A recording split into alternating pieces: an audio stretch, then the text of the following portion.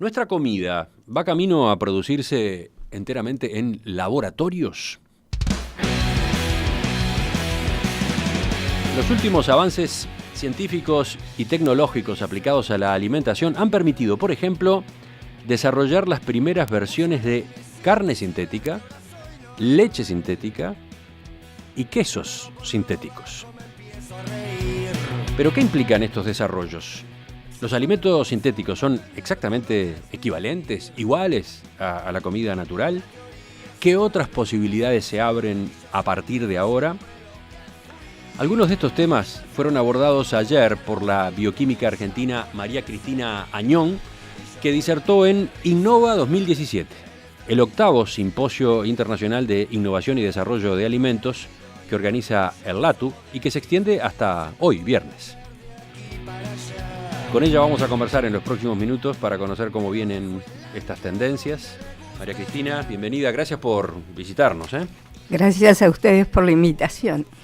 Su charla ayer en este simposio se llamó De la biología al plato. Exactamente.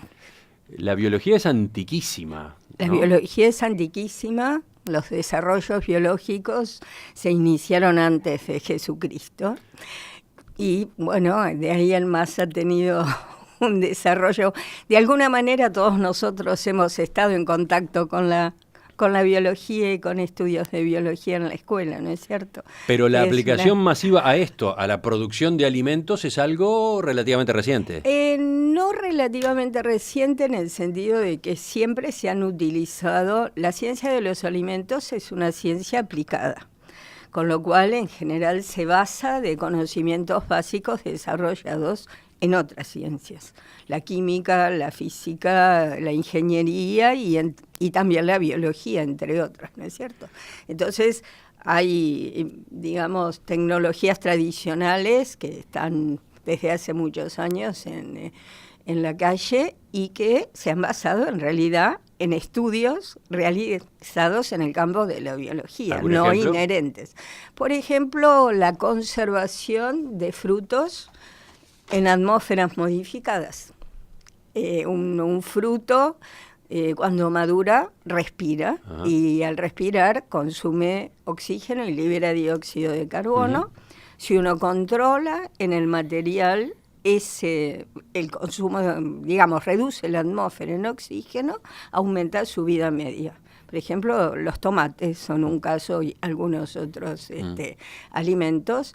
Y bueno, o maduración, un control de la maduración, también en el caso de bananas, en tomates, algún tipo de frutos que están bajo la acción de compuestos que se pueden manejar, pero los estudios básicos de esos, sobre los que se desarrolló la tecnología, el conocimiento elemental, se realizó en el área biológica, ¿no? De todos modos, estamos hablando de que hace unas décadas aparecieron otras tecnologías, uh-huh, quizás más vertiginosas, más asombrosas, que tienen su origen en el descubrimiento del ADN. Ahí hay un factor importante. Ahí es un hito, digamos, que inició un desarrollo caótico, como usted dice, de la biología y muy, muy vertiginoso, ¿no es cierto? Eso data de más o menos 1930, es el descubrimiento del DNA. De ahí en más se empezó a descubrir la relación del DNA con los genes. Nosotros, toda nuestra información de los seres vivos en realidad, para poder vivir, la tenemos codificada o, digamos, en los genes que son de ácido desoxirribonucleico, ¿no es cierto?, de DNA. Y luego esa información, de alguna manera, la tenemos que pasar a un mensaje, eso se llama transcripción en términos bioquímicos, y ese mensaje después alguien lo tiene que traducir. Y lo traducimos, en vez de en palabras, en proteínas. Ese flujo de información genética se descubrió, se estudió recién entre el 1950, 1970, y luego se comenzó a estudiar cómo se puede clonar y manejar el DNA. La manipulación del DNA, de alguna manera la manipulación del DNA. Y de ahí en más ha habido un avance muy rápido y han surgido un montón de, una serie de tecnologías y de ciencias, digamos, derivadas de la genómica, la proteómica, la transcriptómica. Asustan, esos términos asustan. Nuestros oyentes van a salir corriendo. Veíamos manejo del sistema biológico y bueno, eso ha dado lugar, lo que más conoce quizá el público son los organismos genéticamente modificados, ¿no es cierto? Y el último avance en la aplicación de la biología a los alimentos es la biología sintética. La biología sintética es en realidad un área de trabajo de interfase entre la biología molecular, la ingeniería genética, o sea, la biología, la ingeniería y las ciencias de la comunicación, las TIC, o nosotros, o de las técnicas de la información. Es una disciplina emergente. Es una disciplina emergente, es una disciplina que tiene como objetivo poder modificar nuevamente el DNA, pero puede sintetizar DNA o armar DNA que no está presente en la naturaleza. Puede armar genes por edición. Uh-huh. La técnica de edición, uno puede cortar un gen, reemplazarlo o sustituirlo por otro. Entonces usted puede llegar a armar por ejemplo, una levadura que no tiene el material génico normal de la levadura. Usted lo pudo diseñar al DNA con conocimientos previos, entonces le da una información a esa levadura que no la tenía originalmente, pero tiene toda la maquinaria como para producir la proteína final. Y entonces, ¿cómo llegamos acá a los alimentos sintéticos? Entonces, ¿cómo llegamos aquí a los alimentos sintéticos? Supongamos que nosotros tenemos una levadura que le coloque un gen, ¿no es cierto?, que es capaz de sintetizar una proteína de leche.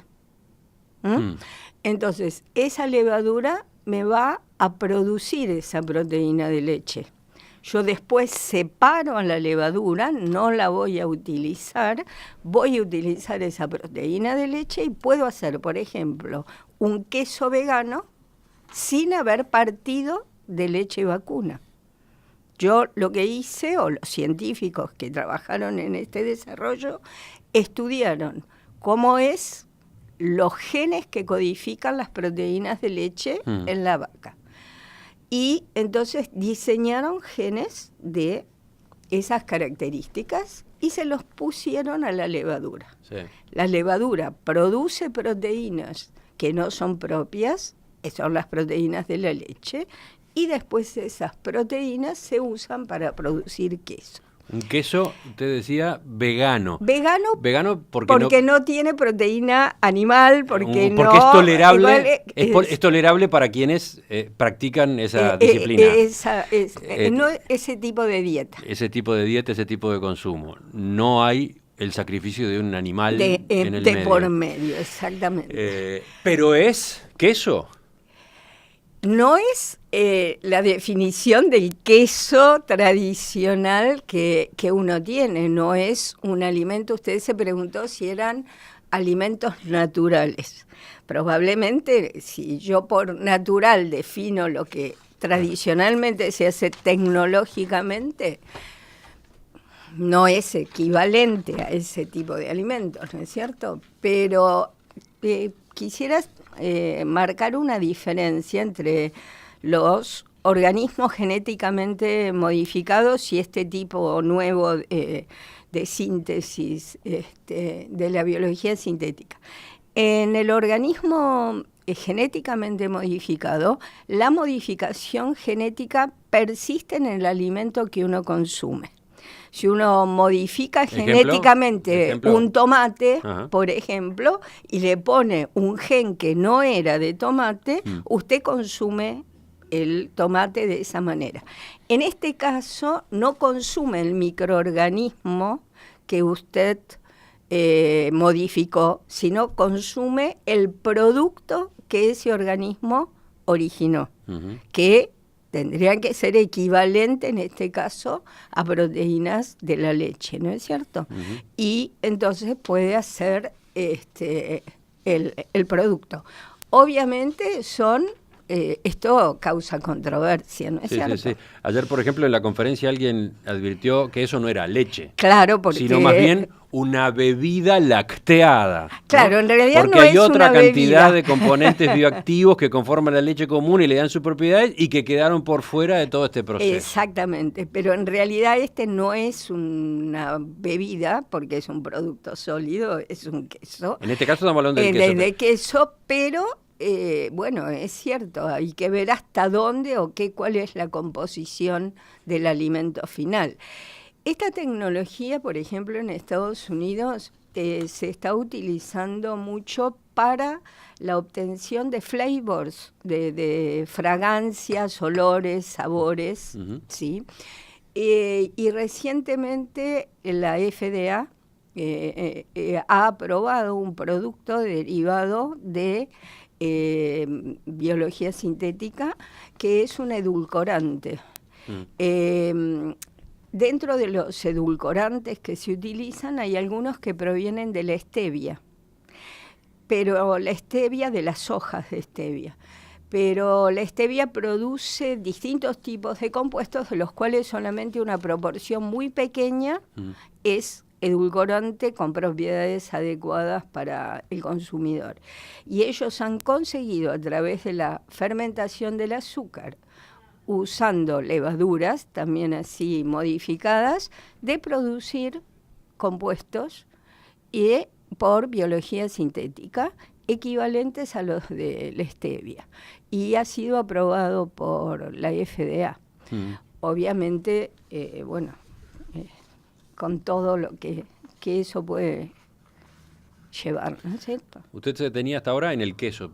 Empezábamos por el queso sintético. ¿Y la leche sintética? Bueno, hay hay 2 o 3 estudios sobre leche y sobre clara de huevo, pero recién están en etapa de laboratorio para tratar de hacer leche sin animales y huevo también, clara de huevo sin animales, ¿no? Y después están... ¿Y cómo se hace? También son todos, digamos, la mecánica o la estrategia... Toman la secuencia de ADN de una vaca y la insertan en... No la insertan, estudian la secuencia, ¿Sí? arman la secuencia, ¿Sí? y esa secuencia la insertan transitoriamente en un microorganismo. En general, levaduras. Ajá. ¿Y el proceso cómo sigue después? Me intriga mucho. Después se utiliza la maquinaria que tiene la célula, esa que le conté del DNA. Ajá. Usted transforma en mensajeros y de mensajeros a proteínas, que es lo que habitualmente estamos. Ahora, en la biología sintética no solo se producen proteínas, ¿no? Recién le nombré un hidrato de carbono.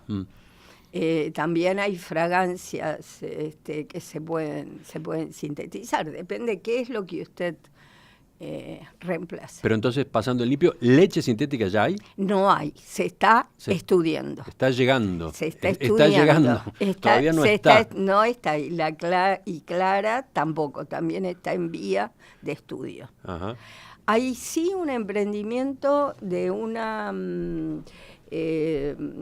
empresa, una incubadora de empresas que depende de la Universidad de Cork en Irlanda, que ellos han hecho un yogur. Ellos tienen el producto, no creo que no está aprobado, un yogur también con una levadura modificada que es capaz de producir un compuesto, le voy a dar el nombre, pero espermidina y el otro es S-adenosilmetionina, que son 2 compuestos que tienen actividades biológicas digamos, buenas para la salud del consumidor, y ese microorganismo produce esos compuestos. Entonces, esta gente quiere hacer una plataforma de yogur que los microorganismos produzcan o proteínas o aminoácidos o vitaminas, los usan como pequeños reactores. En resumen, hasta ahora, queso sintético ya tenemos. Sí, eso hay. Hay incluso de las variantes que conocemos. Yo que No. Un solo. Una sola. Sí, no está el Colonia, el Roquefort.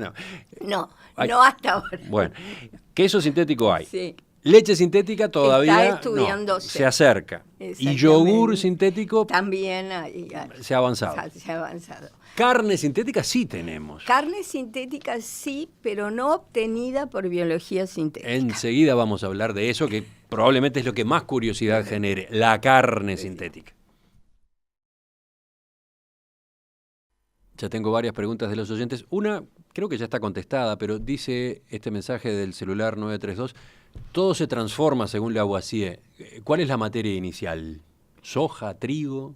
No, la materia inicial en realidad no existe, no es soja, no es trigo. La materia inicial puede ser cualquiera, porque depende del gen que usted quiera. ¿Cuál es su objetivo? Bueno. Si su objetivo, como en este caso que dijimos, es obtener un queso, va a estudiar genes de proteínas lácteas, pero si su objetivo es, como dije, un edulcorante derivado de stevia, su materia prima o de estudio va a ser la stevia, ¿no? Pero no hay una materia prima. Bueno, enseguida nos zambullimos en la carne sintética. Los últimos adelantos científicos y tecnológicos aplicados a la alimentación han permitido, por ejemplo, desarrollar las primeras versiones de carne sintética, leche sintética y quesos sintéticos. ¿Cómo se hacen? ¿Qué implican? De eso estamos conversando esta mañana con María Cristina Añón, bioquímica argentina, de visita en Montevideo, que a partir de qué relación con estos temas nos habla. ¿Usted está participando de estos proyectos? No, yo soy profesora en la Universidad Nacional de La Plata y soy investigador del CONICET y trabajo en el área de alimentos. Nunca trabajé en empresas privadas. Simplemente está aclarando eso porque yo le leí algún mensaje que venía durante la pausa, el de Ronald, por ejemplo, que dice: me causa temor escuchar a esta persona hablar sobre el tema modificador genético.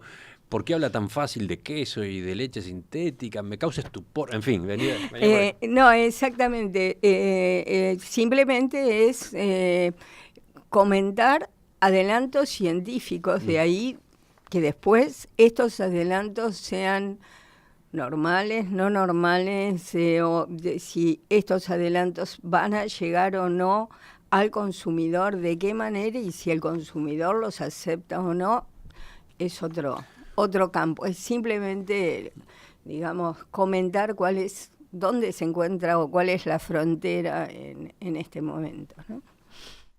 Hablemos ahora de la carne sintética. ¿Cómo se llega a este producto en particular?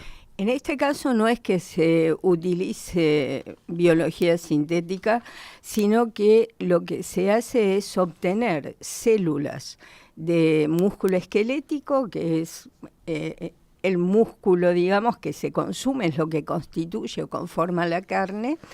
Esas células se obtienen de vaca o del animal, se separan, son células madres, y después se crecen, lo que nosotros llamamos in vitro, se crecen en un medio de cultivo, ¿sí? Muy controlado, hasta obtener un número de fibras musculares suficientes como para preparar por ejemplo, el primer estudio, una hamburguesa sintética. Hace 4 años, en la Universidad de Maastricht, en Holanda, se creó la primera hamburguesa sintética. Exactamente. Eso se tardó 3 meses en ese experimento y esa hamburguesa entonces costó 235.000 euros. Un poco cara. Un poco cara. Pero justamente ayer con el público en Innova se discutió y alguien comentó que en este momento ya valía 10 euros. Pero no es, en este caso, un producto que provenga de una modificación a nivel genético, sino es a partir de un cultivo celular. Se toman células madres de órganos o de músculo, se hacen crecer y esas son las que constituyen el producto final. El producto final, hay fotos, yo he visto fotos en algunos artículos de prensa. Parece una hamburguesa, justamente, carne picada, ¿no? Una cosa así. Exactamente, es una hamburguesa. Son fibras. Son fibras, como tiene la fibra el músculo normal. Por lo tanto... Pero, por ejemplo, no se ha generado una costilla. No hueso. Una colita de cuadril. No. Hasta ahora solamente la hamburguesa. No, porque en algunas de las notas que yo leí hace un tiempo sobre este tema, se citaba a Winston Churchill en el año 1931, en su ensayo De aquí a 50 años, donde en un momento decía: acabaremos con el absurdo de criar un pollo para comernos su pechuga o un ala, haciendo crecer solo esa parte en un medio adecuado. Exactamente. No estamos en eso todavía. No estamos generando una pechuga de pollo. No, pero estamos creciendo células musculares en un medio adecuado para producir el producto final. ¿Y cómo es ese producto final? ¿Qué pasa con su sabor, su terneza, su aroma? Puede ser equivalente o bastante semejante a un producto normal. En uno de los artículos veía que para dotar a estas hamburguesas del color rojo que tanto fascina al consumidor, tiñeron ese producto con jugo de remolacha. Bueno, el jugo de remolacha tiene componentes, pigmentos que le dan el color, que son pigmentos naturales, ¿no es cierto? Y hay diferentes variantes de esta carne sintética, por ejemplo, correspondientes a, no sé, a las distintas razas vacunas o a distintos métodos de producción tradicionales, los animales alimentados a campo, a raciones, feedlot, que son diferentes, ¿no? Obviamente, en el producto final. Obviamente no, hasta donde sé, no. Es mucho más, mucho más limitado, si usted quiere, la variabilidad en ese sentido. Por supuesto que ayer, cuando usted habló de este tema, se generó la controversia con el público. Obviamente. Del mismo modo que hubo intervenciones de los asistentes a propósito de la leche sintética, del queso sintético, también hubo sobre la carne. ¿Qué fue lo que dijeron? No es tan completa como la carne común. Exactamente. Bueno. ¿Qué dice de eso? Yo creo que eso depende. Es probable que no es completa como la carne común, pero sí también es cierto que usted, así como agregó o adicionó un pigmento, digamos, jugo de remolacha, puede adicionar otros componentes también, ¿no es cierto? ¿Hasta dónde puede llegar esto? En realidad es difícil de decir. Hay sí algo que quiero, digamos, dejar en claro, que cualquier tecnología, incluyendo estas tecnologías nuevas de modificación genómica o de alimentos sintéticos, obviamente tienen que ser tecnologías que tienen que pasar por la supervisión, regulación y control de los estados y de los organismos pertinentes como los ministerios de salud y demás. Se tienen que generar las regulaciones ad hoc, así como hay en este momento regulaciones para los productos genéticamente modificados u otros tipos de productos. Tienen que generarse las regulaciones y obviamente tiene que existir una transparencia total. O sea, una transparencia total en cuanto que el consumidor tiene que saber exactamente qué alimento está consumiendo, qué tecnologías fueron utilizadas para generar no solo un alimento, puede ser un ingrediente, como yo le decía, un stevia, un edulcorante en un alimento. Desde la audiencia llegan cantidad de preguntas. El tema, por lo visto, apasiona. Pero esta, por ejemplo, esta pregunta está buena porque quiere saber cuál fue el origen. ¿Por qué? ¿Por qué se va por el lado de los alimentos sintéticos? ¿Para enfrentar enfermedades? ¿Para enfrentar el hambre en el mundo? ¿Por razones económicas? Bueno, existen, siempre es multicausal. El hambre es un problema, digamos, en el caso de los alimentos genéticamente modificados, son utilizados, por ejemplo, en muchos países africanos donde la alternativa es comer o no comer. Obviamente es diferente cuando uno tiene la opción de elegir, ¿no es cierto? Pero también hay estudios de proyección hacia el 2050 donde todos coinciden, independientemente del país en el que los haya desarrollado, que va a seguir incrementándose la población y que va a haber muchas más restricciones medioambientales, falta de agua en muchos casos, no se puede extender mucho más la tierra destinada al cultivo, se necesita modificar la productividad, entonces hay un montón de limitantes que hacen que la gente piense un poco a cómo va a ir solucionando ese tipo de problemas. Sí, quienes impulsan estos desarrollos enfatizan, por ejemplo, que hoy la cría y la alimentación del ganado producen grandes emisiones de efecto invernadero. Exactamente. Y que por lo tanto, la reducción. Claro, yendo a un esquema en el que una parte de la carne, la mayor posible, fuese sintética, habría una reducción del impacto ambiental, etcétera. Exactamente, de la emisión de metano y demás. Ahora se están exigiendo en la mayoría de las producciones las huellas hídricas de carbono y demás, justamente para evitar estas modificaciones del medio ambiente. Obviamente un producto estos como la carne sintética es muy controversial. Hay gente que va a decir que no es natural, y es cierto, no es natural. Hay gente que va a decir, bueno, pero para tener carne natural debemos matar un animal, y eso también tiene sus inconvenientes. Entonces, realmente hay muchos puntos de vista en los cuales uno puede analizar este tipo de razones. Obviamente que puede haber también razones económicas, ¿no? Pero entre más de estas razones. Sí, las ventajas de la carne sintética, la leche sintética, los quesos sintéticos, son unas cuantas, ¿no? Quienes están detrás de estos proyectos ponen mucho énfasis en ellas. Por supuesto, también están quienes cuestionan, quienes critican, quienes advierten, ¿no? Pero, ¿sí? Perdón, también usted dijo algo recién que es importante. Ninguna tecnología va a ocupar el 100% del mercado nunca. Bueno, y ahí viene quizás la respuesta a otra inquietud.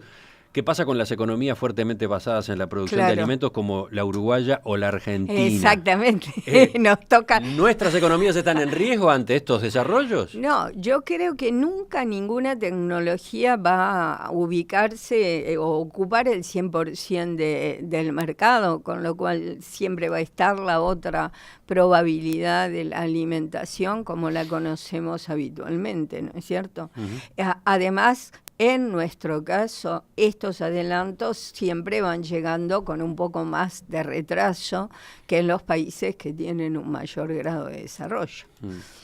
Se supone que la carne natural va a tener un valor especial, va a ocupar un nicho de mercado, y eso difícilmente desaparezca. Obviamente, yo creo que no, por lo menos en unos cuantos años vista. Pero también da la impresión de que un país como Uruguay o como Argentina, caracterizados por sus buenas carnes, no deben distraerse y no deben quedar al margen de esta otra producción. Obviamente, pero eso no significa dejar de producir ni dejar de mejorar ¿En la Argentina tradicional. ustedes están avanzando? No, en esta nosotros materia? no estamos Acá trabajando no estamos. no. Nosotros no estamos trabajando en carne sintética. Sí se está trabajando en Argentina. Usted sabe que sí se trabajó mucho en la parte de organismos genéticamente modificados. De hecho, Argentina es uno de los mayores productores de soja transgénica, ¿no es cierto? Y de otros alimentos vegetales transgénicos que han sido aprobados por Conavia.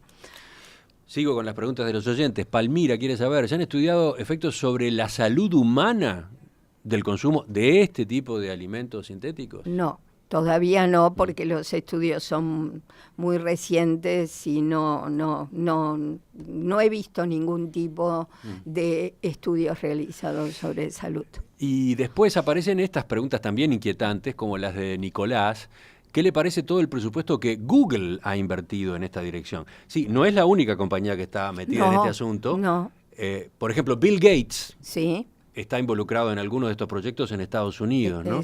En Estados Unidos también está involucrada una empresa que se llama Evolva y Cargill también está involucrada en esto. Aquí aparece el temor por la potencia de los capitales y de las corporaciones que se involucran en estas innovaciones. Exacto. Ahí sí, con aplanadoras como esas no empezamos a tener que preocuparnos. Yo creo que sí, en ese sentido por lo menos hay que tener los cuidados que sean necesarios, ¿no? No, pero digo, una economía como el uruguayo o una economía como la argentina no pueden terminar afectadas si se ponen en marcha semejantes maquinarias en esto otro. Bueno, queda la pregunta. No creo. Pero le hago una más.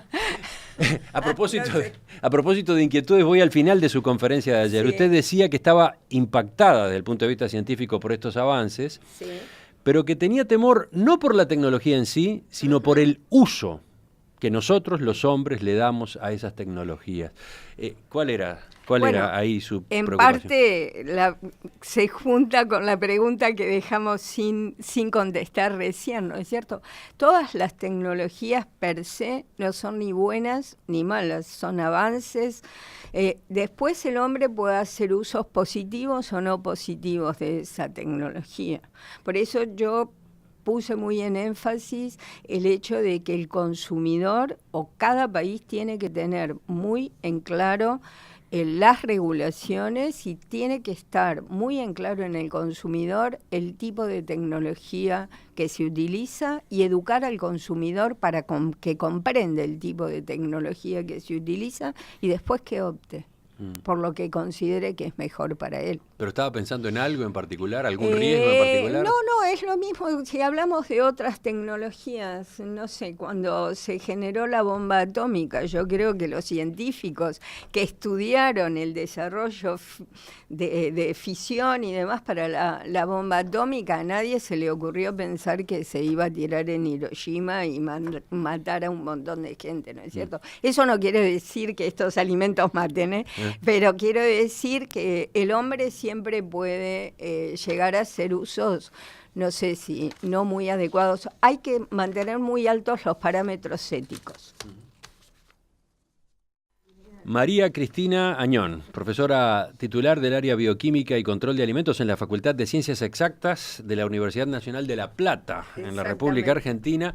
Gracias por acompañarnos esta mañana. Muchas gracias a ustedes por la invitación. La idea de esta charla era abrir la cabeza. Exactamente, y hasta ahí justamente yo creo que uno tiene que tener la cabeza abierta y tener en sus manos el conocimiento. Después uno elige. En cualquier momento volvemos a conversar. Cómo no, muchas gracias.